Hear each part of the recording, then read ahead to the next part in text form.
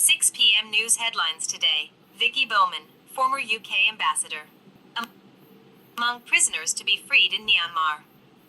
Myanmar's military is to release 6,000 prisoners, including a former UK ambassador, a Japanese filmmaker, and an Australian advisor to the country's ousted leader.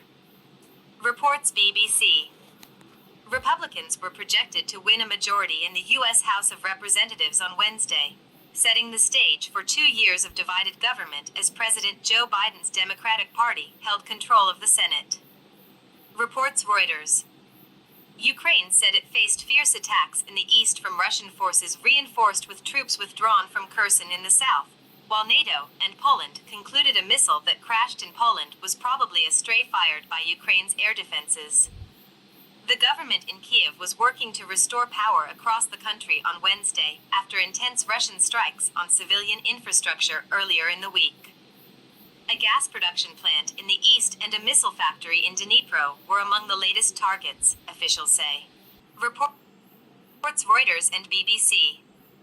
A deal aimed at easing global food shortages by facilitating Ukraine's agricultural exports from its southern Black Sea ports was extended for 120 days on Thursday. The agreement, initially reached in July, created a protected sea transit corridor and was designed to alleviate global food shortages by allowing exports to resume from 3 ports in Ukraine, a major producer of grains and oilseeds. Reports Reuters. Indians no longer need to produce a police clearance certificate to apply for a Saudi visa. The Saudi embassy in India tweeted they have removed the visa requirement for police clearance certificate for Indians in view of the strong relations and strategic partnership between the Kingdom of Saudi Arabia and the Republic of India. Reports NDTV. As China is increasing its military activities near Taiwan in line with its stated goal of reintegrating it with the mainland, Taipei also started taking concrete steps to defend and train itself in preparation for a real war scenario. Reports the Singapore Post. Ahead of Gujarat Assembly election, 25,000 detained in Ahmedabad and Surat. Reports the Times of India. A Delhi court on Thursday permitted the city police to question Morali killing accused Aftab Amin Poonawalla for 5 more days in its police custody and also allowed his narco-analysis test to be conducted to unravel the case. Reports the Times of India. Delhi court denies bail to Satyendra Jain in money laundering case. The court also denied bail to co-accused Ankush Jain and Vaibhav Jain. Senior advocates N. Hariharan and Rahul Mehra appeared for Jain, whereas ASG SV Raju along with Zohaib Hossain represented ED, reports Live Law.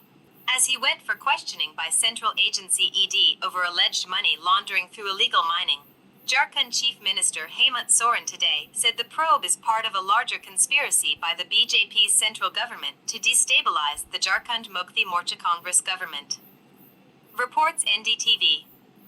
The 2016 demonetization was a well-considered decision and part of a larger strategy to combat the menace of fake money, terror financing, black money, and tax evasion, the union government has told the Supreme Court. Began talks with RBI 8 months before demonetization.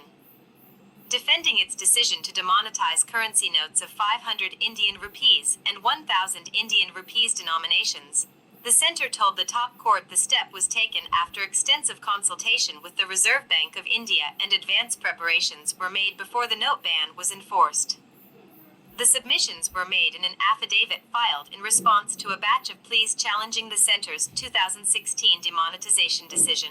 Reports NDTV. Sandhya Devnath is Meta's new India head. Ms. Devnath is a global business leader with 22 years of experience and an international career in banking, payments, and technology. She completed her MBA from Delhi University's Faculty of Management Studies in the year 2000. She joined Meta in 2016 and helped build out the Singapore and Vietnam businesses and teams as well as the tech giant's e-commerce initiatives in Southeast Asia. In her new role, Ms. Devnath will report to Dan Neary, Vice President at Meta Asia Pacific. Reports NDTV. Supreme Court Collegium recommends transfer of Madras High Court Acting Chief Justice T. Raja to Rajasthan High Court. The decision was taken at a meeting of the Collegium headed by by Chief Justice of India D.Y. Chandrachud. Justice Raja was born on May 25, 1961 in Tamil Nadu's Madurai district.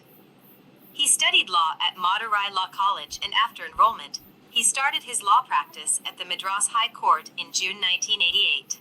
He was appointed as a judge of Madras High Court in March 2009. Reports Bar and Bench. Amaresh Pujari, who recently took over as Director General of Police, Prisons and Correctional Services, on Thursday dined with inmates of Central Prison, Pujhal, as part of an exercise to familiarize himself with the conditions prevailing inside the prison. Reports The Hindu. Thank you.